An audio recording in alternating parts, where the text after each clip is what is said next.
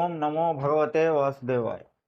ఈరోజు శ్లోకంలో మనం దేహినోస్మిన్ యదా దేహే కౌమారం యవ్వనం జర తదా దేహాంతర ప్రాప్తి ధీరస్తత్రన ముహ్యతి. దేహినోస్మిన్ యదా దేహే కౌమారం యవ్వనం జర తదా దేహాంతర ప్రాప్తి ధీరస్తత్రన ముహ్యతి.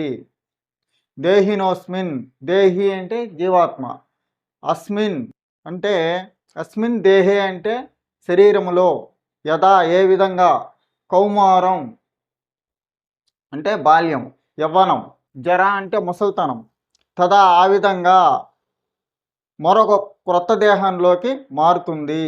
ఈ విషయంలో ధీరులైన వారు మోహాన్ని పొందరు అంటే దుఃఖించరు. ఇప్పుడు జీవాత్మ మొట్టమొదట ఒక పసిపాపగా జన్మనిస్తుంది. ఆ తర్వాత బాల్యంలో ఆటలు పాటలు వాటితో గడుపుతాడు. తర్వాత